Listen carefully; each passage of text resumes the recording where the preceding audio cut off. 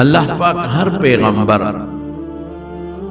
پا عام بندگانو کی وہ مقدس شخصیت پیدا کرے او ہر پیغمبر نا اللہ پاک پا خپل وقت کی دا دین دیر بیکار غشتے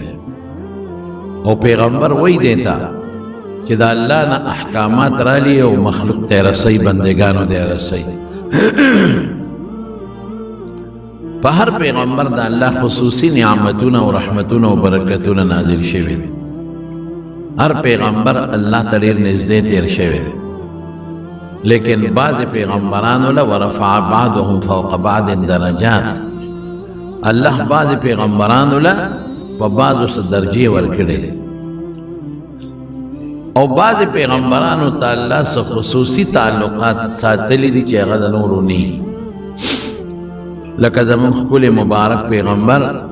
محمد مصطفیٰ صلی اللہ علیہ وسلم متعلق اللہ پاک پا قرآن شریف کی منگت اعلان گئی کہ زہم پا دے پیغمبر درود ویم او زما فرشتیم پی درود ویم او مسلمانانو تاسوم پی درود ویم دبل پیغمبر متعلق دا ندی ویم دا پیغمبرانو دا عزت خبر اکڑی دا کہ دا پیغمبرانو قدر کرے او دا پیغمبرانو احترام کرے او دا پیغمبرانو عزت کرے او دا پیغمبرانو صفاتم اللہ پا قرآن شریف کی ذکر کرے او بالخصوص زمون کلی مبارک پیغمبرم دا دیرو پیغمبرانو واقعات و صفات ذکر کرے دی کتاب الانبیاء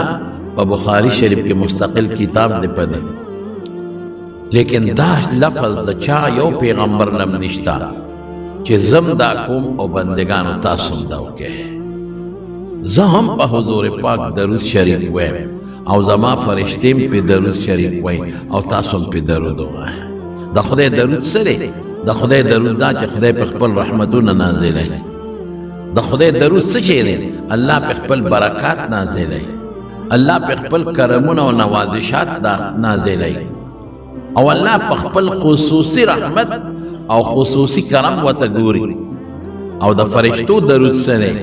فرشتے دا خدای پا دربار کے دا رسول اللہ مبارک دا پارا استغفار وی او دا غدا لوڑی درجے و دا بلندے دعاگانے گئی او دا پیغمبر مبارک ذکر کئی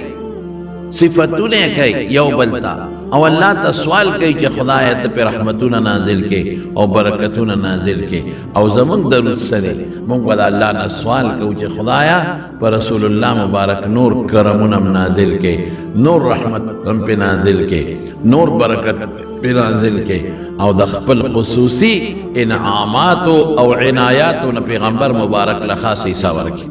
دا زمان درود دی و زمان دا درود شریف حضور پاک تا سفیدہ نہ رسی رسول اللہ مبارک لچے اللہ کما مرتبہ مقرر کرے دا او کما درجہ مقرر کرے دا اڈیر اچھتا و لوڑ درجہ دا دا درود فیدہ صدا ادا دا چی منگتے فیدہ را رسی گی زمان اللہ پاک فرشتو تخکارا کئی چی تاسم دا دے پیغمبر دا پانا سوال کوئے او امتیانم ورلا سوال کئی نو کہ دا لوڑا درجہ ورکم نو دا طول خلق مانا سوالونا کئی او دا خپل اعمالم دیر بلند و دیر قیمتی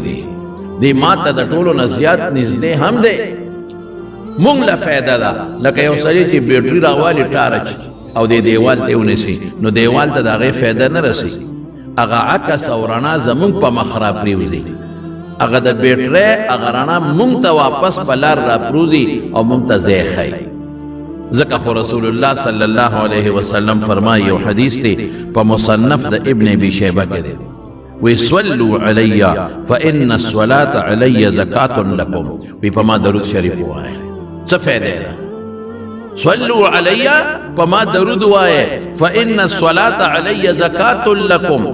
دا درود چی تاسو پما وائے دا دے پا برکت تاسو ظاہر باطن پاکی فیدے مونشوا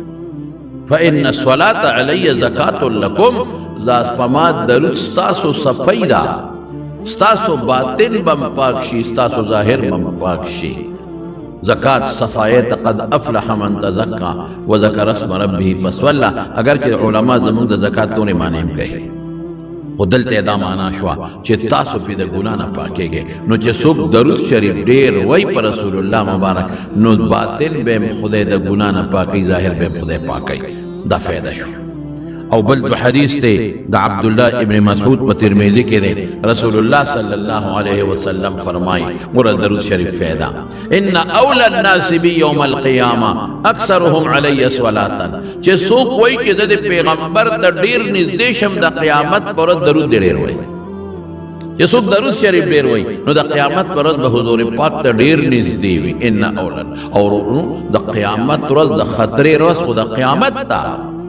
پاغه ورځ باندې خو نه پلار پکارېږي او نه زوی پکارېږي، نه رور پکارېږي او نه ښځه پکارېږي او نه خاوند پکارېږي. یوم یفر المرء من اخیه، الله پاک قرآن شریف کې فرمایي د رور نه امه و صاحبته و بنی، یو بل نه به تختی دا خلک. او سخت ورځ د قیامت ورځ ده، دومره سخته ده چې رسول الله مبارک فرمایي نور به دومره رانږدې شي کالمیل، لکه یو میل. ذرا حدیث راوی سوی وی پیغمبر مبارک میل ذکر کړی او میل دو معنی ورکي. یو هغه میل دی چې دا زمونږ د سړک د غاړې دا میل مونږ وایو، یو دغه میل دی ولا 180 غزا. او یو میل سلی ته وایي چې په سترګو کې وایي چې د سلی عمره به رانږدې شي. پته نشته چې د پیغمبر مبارک هغه میل مراد دی سړکونو والا او که سلی مراد دی د سترګې د سلی عمره به رانږدې شي، یا د سړک دا یو میل چې اته فرلانګه دی دونه به رانږدې شي او دا ټول خلک دا څرمنې به اوس وځي. دغه ورځ به څه کوې؟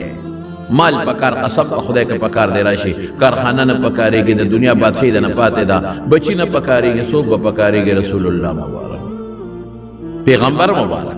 شفاعتی لأهل الكبائر من امتی. حضور پاک فرمایي چې غټو ګناهونو والا له به سفارش کوم، غټو والا ولا. نو دغه وخت رسول الله مبارک ضرورت دی. ځکه خو عائشه صدیقه د حضور پاک نه تپوس کوي څومره مبارکه بیبي د صدیقه ده صاحب پاکه بیبي ده. قرآن شریف کې الله غون په سورت نور کې صفت کړی دی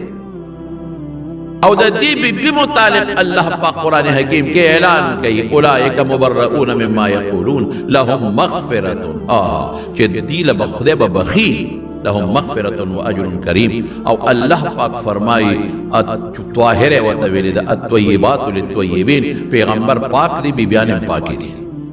صفت الله پاک کړی دی، صدیقه ورته ویلې شوې ده. لیکن بیا هم د قیامت دروازې د سختو نه یریږي. نو رسول الله مبارک ته وی الله رسول قیامت پر ورځ به کم ځای ګورم، سخت ورځ د تا پسې ګرځم. او خو ډېر لوی مخلوق دی د آدم علیه السلام نه والا قیامت پورې الله رسول تا پسې کم ځای به ګرځم، ما ته ځای وښایه. حضور پاک فرمایل چې زه دریو ځایونو کې ما ګوره. یو هغه وخت کې چې زما امت سره حساب کتاب کېږي، تلې سره مې ګوره د میزان سره ګوره. دویم ما ګوره پولیس سرات په غاړه چې زما امت تېرېږي، زه ورته ولاړه یم.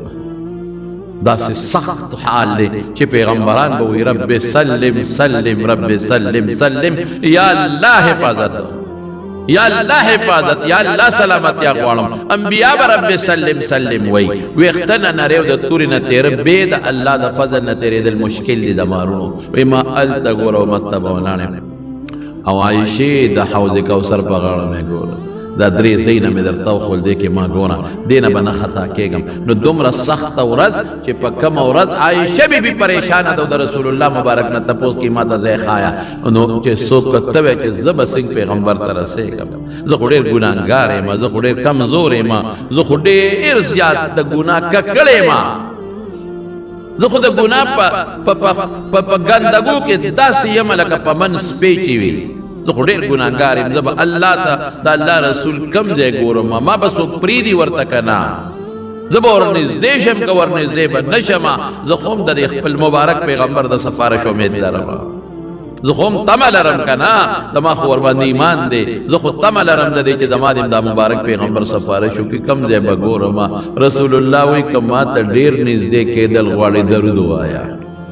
ان اول الناس بي يوم القيامه، ډېر نږدې د خلکو نه ما ته د قیامت پر ورځ اکثرهم علی صلاة، چې ډېر درود وایي، لږ نه ډېر درود وایي، درود ډېر وایي. فایده شوه که نه شوه؟ نو که دې خوښئ چې د پیغمبر خواله ورسېږم او دغه سخته ورځ ښکلي مبارک پیغمبر سره ودرېږم او هغه قرب حاصل کړم او دغه نزدېکت درود به ډېر وایي.